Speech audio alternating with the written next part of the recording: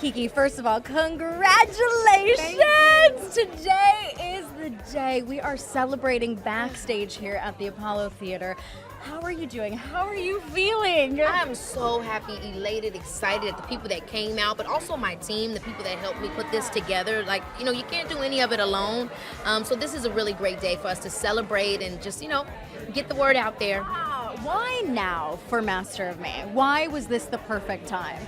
It's kind of an evolution of, I did not plan having my two books 10 years apart. It happened randomly. First book was 21, this one 31, but I think it's an evolution of some of those same themes in that first book. It was called I Don't Belong to You. This one is called Master of Me, and we're kind of blending those two ideologies together on, being who you are is a part of you creating your narrative about your story, not letting other people be in control of that. And so that's what the book means to me, and having my son and just going through so many different things in the past 10 years, it's just like, let's talk about it. I was going to say, a lot of life has been lived. You went through a Saturn return, yes! Come on now. Now, if you would know what a Saturn return is, you know it was tough. Okay, it's no easy feat. But she came out the other side. Yes. And I feel like I need to make bracelets that are WWKD. What would Keke do? Oh my gosh, stop. I'm a 93 baby as well. Period. Okay? But girl, you are wise beyond your years. I aspire to be like you in the level. And I know that does not happen overnight. How proud are you for the growth and where you're at now? I appreciate what you say with the wisdom, but I will be honest that I think sometimes, we all know a lot of stuff, but then we have to put into action with experience. So I always have to tell myself that what I feel and know to be true within my gut, a lot of times I have to still go through the experience to figure out that is real. So, there's never an end to the story. I'm learning still so much, and I think that's also a part of mastering yourself, is knowing that you're never going to have the answers. You never have it figured out. And I always try to keep my feet on the ground so that when those punches is thrown, I'm not thrown off, Like you say in the book, the best things happen during our darkest hours. We don't want to really go through the darkest hours necessarily, but that's how we get to the other side. It's so true. It's so true. With that being said, what do you hope fans take away from the stories that you're sharing in this? To be patient, kind with themselves, especially when going on the journey of living in your purpose. It's not like a destination. It's something that you're constantly feeding and that you grow and you evolve into. To surrender to the fact that we can't control nothing with this life, no matter how perfect we try to be and do. And so, accept that and allow that to kind of also be an opportunity for you to learn and for you to accelerate into those other places.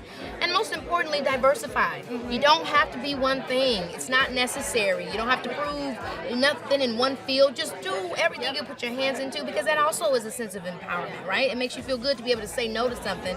And you only can do that if you have other things that you want to say yeah to. I mean, she's speaking words of truth here. The woman who literally does it all and still looks amazing doing it. I'm like, shout out to my glam. It's not me. I've done none of the work. And my parents.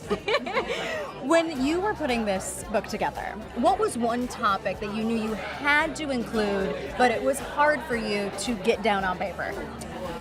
The parasocial relationship that I have with my audience, because they're my community, but also kind of really breaking the fourth wall, because acting and performing is similar to a 9-to-5. It's not the same structure, right? But when you go into your 9-to-5 job, you're not the same person you are with your friends and your family. Right. So I think I wanted to speak about performance's role in my life and the real person that's behind that, and kind of share that similarity. And that was a difficult topic.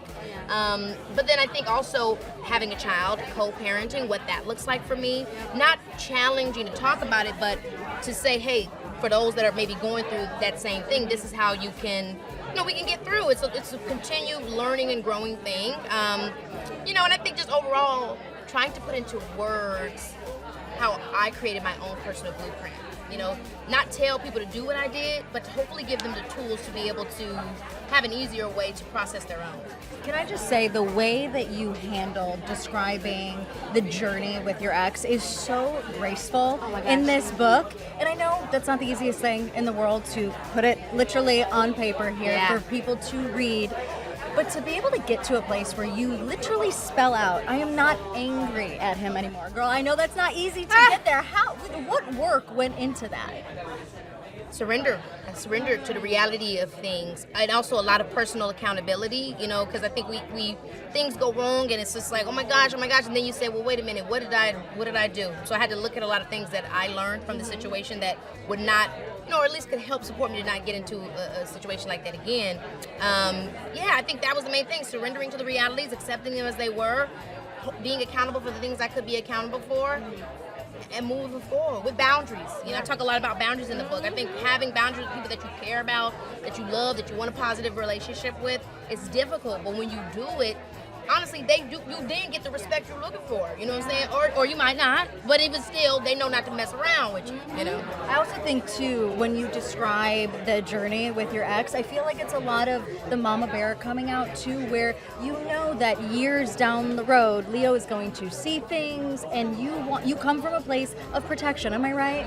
Yeah, I think it's so funny when you talk about mama bear, because I do think when you have a kid, it puts everything into perspective in terms of just like, you know, what's the word I'm looking for? Just like, how am I going to navigate and make sure that I put this in the best situation ever? Like, it's the most important piece of valuable thing that you have in your life. And so, yeah, I do think that it put things in perspective for me with my son, having more boundaries personally, professionally, of knowing, like, look, I got to be good for my boy, you know? Yeah.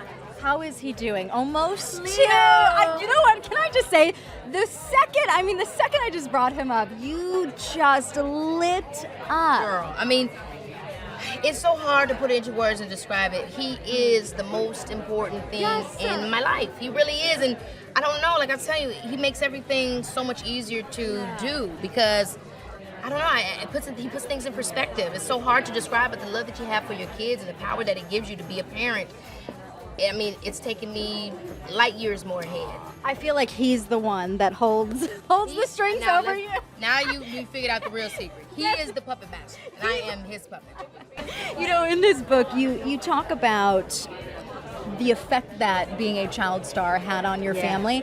So what happens down the road if Leo says, Mom, I want to chase the bright lights of Hollywood? Are you saying turn around, or how do you approach that? I'm saying let's do this, but whether it's acting, sports, or any kind of thing, look, we gotta be true to it. I want him to understand the level of discipline that it takes to commit yourself to something. You know, none of that I'm in, I'm out, and stopping in the middle.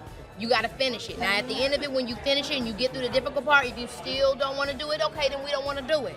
But I do think it's important that even with those hard times of committing myself to entertainment, I'm so happy that I did it.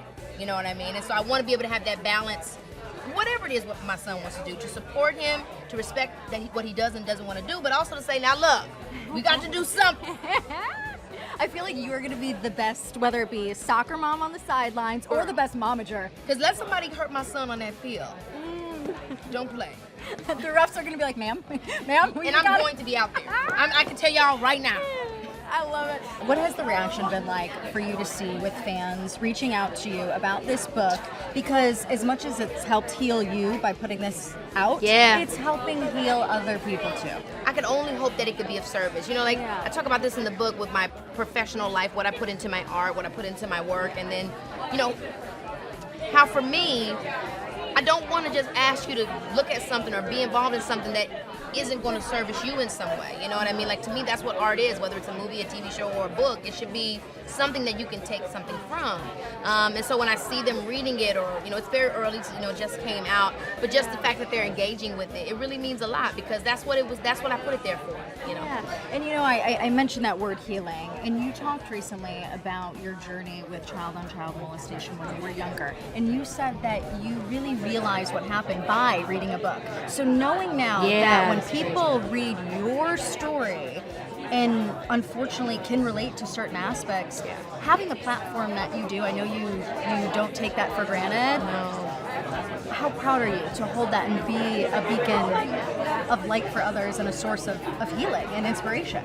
I'm very happy for that younger version of me to be able to alchemize in that way. So much of the book is also about alchemizing. I think that's part of all of our journeys here, whether it's through entertainment or sports or journalism, whatever it is, we're all trying to alchemize our experiences. So the fact that I've been able to find something that I love, you know, creatively, that allows me to connect with others on my story, some difficult, you know, some pleasant, some a little bit in between, it just makes me feel like I'm living in my purpose. You know, the book is subjugated by 3 P's: performance, purpose, and power. And that's how I feel. Last question for you. You are such a ray of sunshine. You are go, go, go, booked and busy. But when the lights shut off and you go home tonight, it's just you and your boy. What does that look like when you're able to decompress? You always keep it real with us, but like, how real is it behind the curtains? Well, when it's these nights, it's a bummer because when I get home, my baby's asleep. That sucks. So I'm gonna be pretty bummed out about that. So maybe tonight looks like taking a little drink and going to bed. A well-deserved one, I should say. Yes. But then regular nights, I'm having a normal work day. He's with me. Yeah. He's been a little bit sick. That's why he's not with me now. But like, he'd be with me. We're out. We're doing our thing together. Yeah. He might be going to his little class where he does his little gym class, his little thing like that. And then we get home and we're eating dinner. We're hanging out till he go to bed. Like that's our world. Not Leo going to the gym, and I'm not even going to the gym. Yeah, Damn it. he got a whole gym life. I got a membership, and it was not cheap. Now that's how he got sick. The damn kid. What could you do? Gym kids. Keke, it's always so good to see you. I adore you.